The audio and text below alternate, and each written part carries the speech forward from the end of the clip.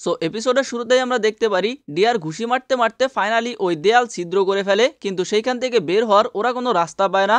যেটা দেখে বন্ডোস হাসতে শুরু করে আর বলে যে তোমার এই গ্রোথ মনে হয় আমার নিজের হাত দিয়েই আটকাতে হবে। এইটা বলে বন্ডুস নিজের পাওয়ার অ্যাক্টিভেট করে, যার ফলে অনেকগুলা মেকানিক্যাল হাত বের হয়ে আসে। আর সেই হাতের ব্যবহার করে ব্রো যে ওরে কাপড় দিয়ে বেঁধে রাখছিল সেইটা থেকেও ছুটে যায়। বান্ডুস বলে যে তোমরা এখান থেকে বের হইতে চাও তাই না, কিন্তু আমি তোমাদেরকে এখান থেকে বের হইতে দিব না, কারণ তোমাদেরকে হারাইতে পারলে আমি পুরস্কার পাবো, আমি পুরস্কার নিয়েই ছাড়বো। আর এরা সবাই আবারও ফাইট করার জন্য রেডি হয়। ঠিক তখনই আমরা দেখতে পারি এই জায়গাটা পুরো কাত হয়ে যায়, যার কারণে ওরা নিচের দিকে পড়তে শুরু করে। অ্যাকচুয়ালি ওরা যে ট্র্যাশ মনস্টারটার মধ্যে আছে ওইটা ওরার জন্য রেডি হচ্ছিল, যার কারণে এমনটা হয়েছে। আর আমরা বাইরে বিশাল একটা ঘূর্ণিঝড়ও দেখতে পারি, আর ভিতরে এরা সবাই নিচের দিকে পড়ে যাচ্ছিল।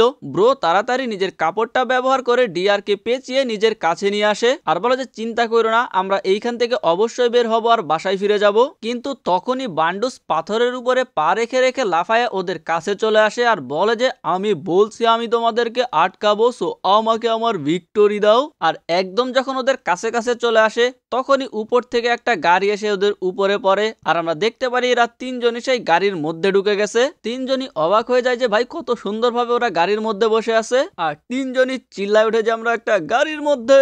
কিন্তু গাড়ি যেহেতু ফুল স্পিডে নিচের দিকে পড়তেছিল আর গাড়ির সামনে কোনো কাজ নাই, তাই সামনে থাকা আবর্জনা ওদের লাগলে খবর হয়ে যাবে। বান্ডুস চিল্লাইতে শুরু করে যে ডজ করো ডজ করো, আর ব্রো গাড়িটারে কন্ট্রোল করার চেষ্টা করতেছিল, কিন্তু তাতে কাজ হয় না। আবর্জনায় গুতাগাতা লাগে গাড়ি তো ফুল স্পিডে নিচের দিকে নামতে থাকে, আর বান্ডুস চিল্লাইতে থাকে যে উইল আমারে দে, উইল আমারে দে। কিন্তু আমরা দেখতে পারি ব্রোর হাতে যে উইল ওইটা তো ভাই অ্যাটাচই নাই। গাড়ি ফুল স্পিডে দেয়াল ঘষতে ঘষতে নিচের দিকে পড়তেছিল।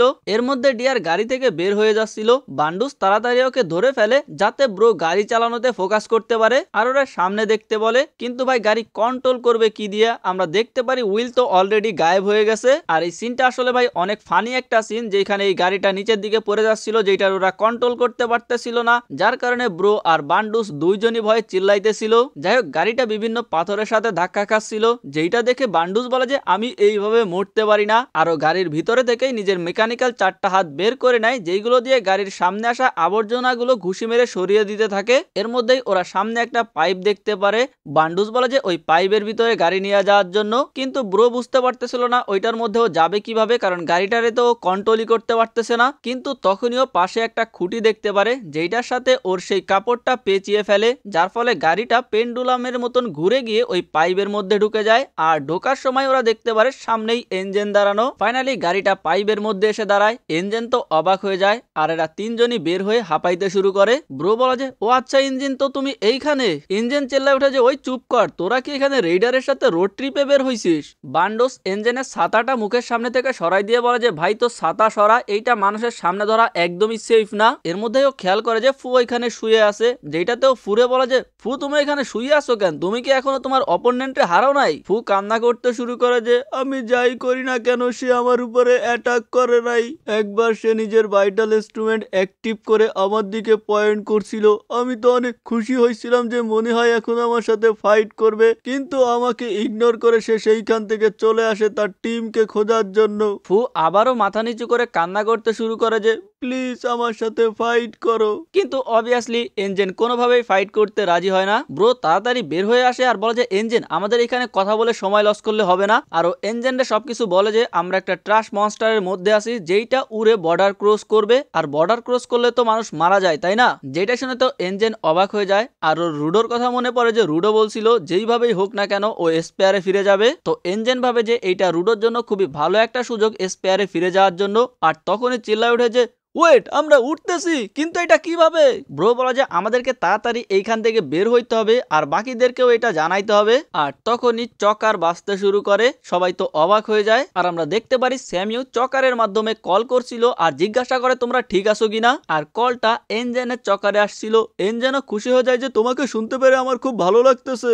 স্যামিও বলে যে ফালতু কথা বন্ধ করো, আগে ওইখানে কি চলতেছে সেইটা বলো। তো ইঞ্জিন সবকিছু খুলে বলে যে আমরা এখন একটা ট্রাশ বিস্টের মধ্যে আছি, আর আমার সাথে সাথে ব্রো আর ডিয়ার আছে, সাথে 2জন রেইডার্সও আছে। তবে বাকিদের কি হয়েছে আমি জানি না। আর আমরা সবাই মিলে বর্ডার ক্রস করতেছি। ব্রো বলতেছে বর্ডার ক্রস করলে আমরা সবাই মারা যাব, যেটাতে স্যামিও চিল্লাইতে শুরু করে যে তুমি ক্লিনার্স না, তো টার্বিসকে শেষ করো আর ওইখান থেকে বের হয়ে আসো। আর আমি বুঝলাম না তুমি থাকতো ওইখান থেকে কিডন্যাপ হইলো কিভাবে, তুমি কি করতেছিলা? আর তোমরা যদি আন্ডারগ্রাউন্ডে না হও তাহলে তোমাদের চকার কেন কাজ করতেছিল না? এনজেন বলে যে জানি না, আমরা তো ভাবতেছিলাম যে আমরা আন্ডারগ্রাউন্ডে। এর মধ্যেই এনজেনের একটু সন্দেহ হয় আর ও বান্ডুসের দিকে তাকায়, কারণ ওরা এখন পর্যন্ত রিও আর জানকার সাথে যোগাযোগ করতে পারে নাই। এনজেন বলে যে এইটা তো একটু অন্যরকম মিস্ট্রি, বাট চিন্তা করো না, আমরা এখান থেকে সবাই বের হয়ে আসবো। স্যামিও বলে যে এখনো সবাই মিসিং, তো তুমি চকার ছাড়া ওদেরকে কিভাবে খুঁজবা? এনজেন বলে যে আমার নাম এনজেন, এমন একজন দিছিল যার কাছে আমি অনেক ঋণী। আর পুরনো ভাষায় এনজেনের মানে হইতেছে যে মানুষকে কানেক্ট করে, আর এই জন্য আমি সেই সিম্বল হব যে সবাইকে কানেক্ট করবে, কারণ ছাতা সবসময় ভিড়ের মধ্যে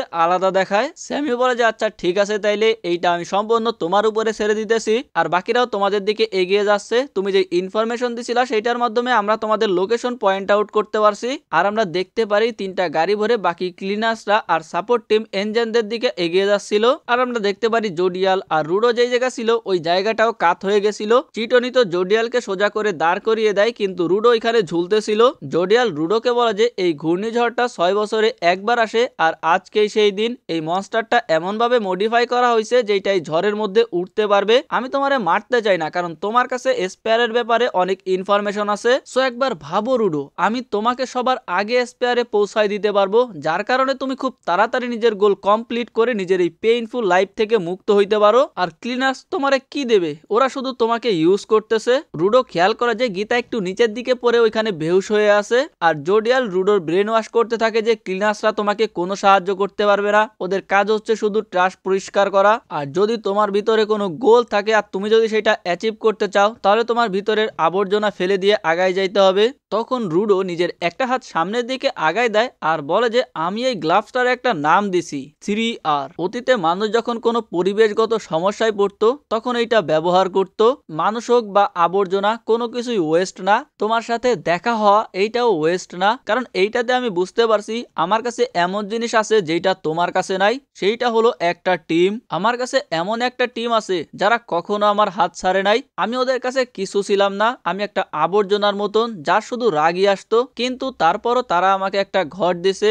আমি এমন এক স্পারাইট ছিলাম যার কারণে ওদের উপরে বিপদ নেমে আসছে, কিন্তু তারপরও ওরা আমাকে কখনো একা ছাড়ে নাই। রেক্টোবাদে এরাই একমাত্র যারা আমাকে পুরোপুরি ভাবে বুঝতে পারছে। আমি আমার রাগ আর রিভেঞ্জ কখনোই ভুলবো না, কিন্তু এখন আমার কাছে আরো অনেক জিনিস আছে যা আমি ভুলতে পারবো না। তো তুমি যদি জানতে চাও যে আমি এইখানে থেকে কি করতে চাই, আমি ওদের সাথে থাকতে চাই, আমি মজা করতে চাই, আর খুশি খুশি নিজের বদলা নিতে চাই। এইটা বলে রুডো নিজের হাত ছেড়ে দেয়, যার ফলে রুডো এখান থেকে নিচে পড়তে শুরু করে। আর জোডিয়ালো রুডোকে ধরার জন্য লাফ দেয় আর রুডোকে গিয়ে ধরে ফেলে। এরপর রুডোকে বলে যে চলো তোমাকে একটা প্রেডিকশন বলে দেই। সর্বপ্রথম তুমি নিজের রাগ অনুভব করছো, এরপরে সাথে থাকা, আর এরপরে তুমি রিগ্রেট করবা। আর একদিন তুমি বুঝতে পারবা তোমার সোল ততদিন পর্যন্ত আবর্জনায় ভরতে থাকবে যতদিন পর্যন্ত না ওইটা ফুল হয়ে যাচ্ছে, আর তারপরে তোমার মনে হবে সবকিছু যদি আবার নতুন করে শুরু করতে পারতাম। রুডো বলা যে আজকে মনে হয় তোমার সোল কিছু আবর্জনা একত্রিত করছে, তুমি আমার টিম দেখে জেলাস ফিল করতেছো।